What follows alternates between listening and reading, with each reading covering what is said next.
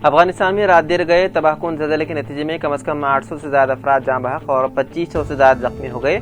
कई गांव मिट्टी तले दब गए। सूबे नंगरहार और लुघमान में भी जानी नुकसान हुआ।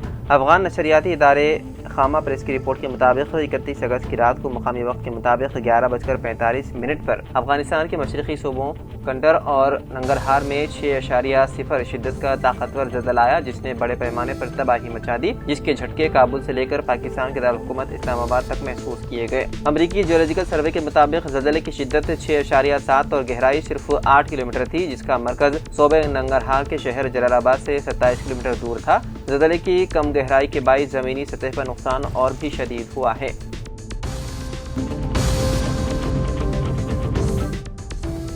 नायब सदर जमहूरिया के उम्मीदवार जस्टिस सुदर्शन रेड्डी ने कहा कि वो इंडिया इत्तेहाद के उम्मीदवार नहीं हैं, बल्कि अपोजिशन के उम्मीदवार हैं। लिहाजा तमाम अपोजिशन जमातें जमहूरियत के तहफ़्फ़ुज़ और दस्तूर वक़ार की बरकरारी के लिए उन्हें सियासी वाबस्तगी से बालातर होकर वोट दें। ताज कृष्णा होटल में मुनक़िदा एक प्रोग्राम से खिताब करते हुए इन ख्यालात का इज़हार किया। इस मौके पर वज़ीर आला रहमत रेड्डी, रियासती वज़रा, इंडिया इत्तेहाद के कायदीन मौजूद थे। सुदर्शन रेड्डी ने कहा कि आम आदमी पार्टी के सरबराह अरविंद केजरीवाल इंडिया इत्तेहाद का हिस्सा न होने के बावजूद उन्होंने मेरी तायद का ऐलान किया। वो दस्तूर के तहफ़्फ़ुज़ के लिए नायब सदर जमहूरिया के इंतखाब में हिस्सा ले रहे हैं। उन्होंने कहा कि उनका किसी सियासी जमात से ताल्लुक नहीं है और न ही वो किसी जमात की रुकनियत रखते हैं। मुल्क की मौजूदा सूरत हाल को मद्देनजर रखते हुए इंडिया इत्तेहाद के कायदीन ने उन्हें उम्मीदवार बनाने की पेशकश की थी, जिसको वो कबूल कर चुके हैं।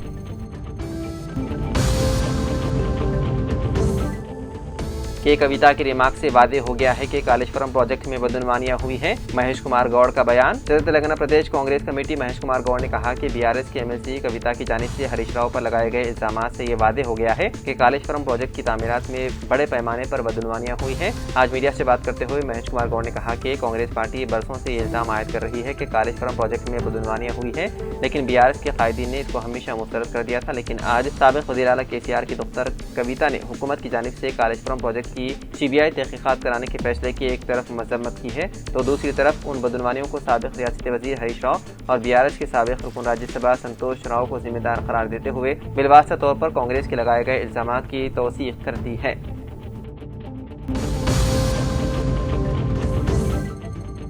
वहीं बीआरएस के वर्किंग सदर केटीआर ने कालेश्वरम प्रोजेक्ट पर हुकूमत की जानिब से सीबीआई तहकीकात कराने के खिलाफ पीर और मंगल को रियासत भर में एहतजाजी मुजाहरे करने पार्टी केडर को हिदायत दी। केटीआर ने बीआरएस पार्टी कायदीन के साथ टेली कॉन्फ्रेंस का इनेकाद किया और इस मौके पर खिताब करते हुए उन्होंने कहा कि कांग्रेस पार्टी कालेश्वरम प्रोजेक्ट के खिलाफ साजिश कर रही है। तेलंगाना के लिए अहम साबित होने वाले इस प्रोजेक्ट को मुस्तकिल तौर पर बंद कर देने की कोशिश की जा रही है, ताकि दरियाई कृष्णा और गोदावरी का पानी आंध्र प्रदेश को मुंतकिल हो सके।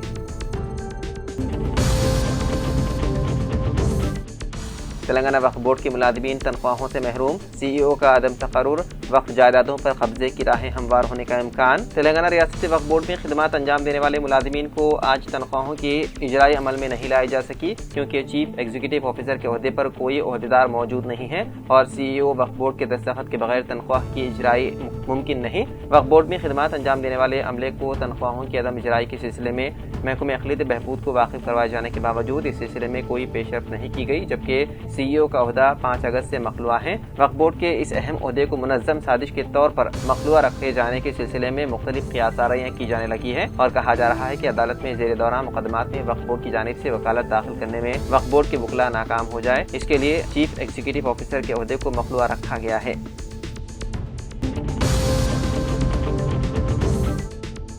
सुप्रीम कोर्ट ने तेलंगाना में एमबीबीएस दाखिलों के लिए अहम और सनसनीखेज फैसला देते हुए कहा कि तेलंगाना में 4 साल तक तालीम हासिल करने वाले उम्मीदवार ही मुकामी उम्मीदवार कहलाएंगे। वाज़ेह है कि नीट एमबीबीएस दाखिलों के लिए हुकूमत ने जियो नंबर 33 जारी करते हुए 9, 10, 11 और 12 की तालीम हासिल करने वाले तलबा को ही मुकामी करार दिया जाता है, जिस पर चंद तलबा की जानिब से हाई कोर्ट में रिट पिटीशन दाखिल किया गया, जिसको तेलंगाना हुकूमत ने सुप्रीम कोर्ट में चैलेंज किया था। सुप्रीम कोर्ट के चीफ जस्टिस BR गवाई की बेंच ने हाई कोर्ट की जानिब से दिए गए फैसले को मनसूख कर दिया, जिसके बाद लोकल रिजर्वेशन के ताल्लुक से रियासती हुकूमत ने जो फैसला लिया था उसमें उसको बहुत बड़ी राहत हासिल हुई।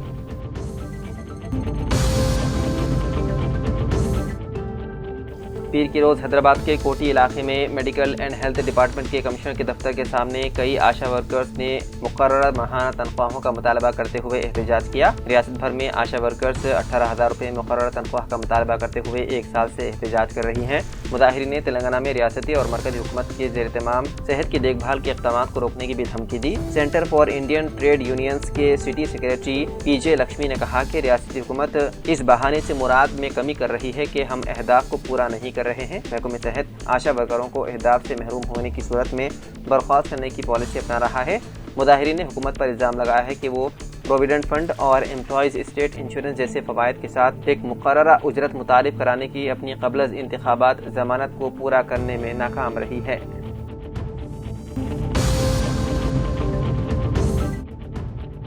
सुप्रीम कोर्ट ने पीर के रोज उत्तर प्रदेश के संभल जिले में जारी मजीद तनाज़े पर स्टेटस को मौजूदा हालत पर बरकरार रखने के हुक्म को मजीद 2 हफ्ते के लिए बढ़ा दिया। जस्टिस PS नरसिम्हा और जस्टिस आलोक राधे पर मुश्तमिल बेंच ने यह फैसला सुनाया। ये मामला committee of management Jama Masjid संभल की जानिब से दायर अपीलों पर समाअत के दौरान सामने आया, जिन्हें कमेटी के सेक्रेटरी और नायब सदर ने पेश किया था। अदालत उज़्मा ने रजिस्ट्री को हिदायत दी है कि वो अपीलों की जाँच करे और रिपोर्ट पेश करे।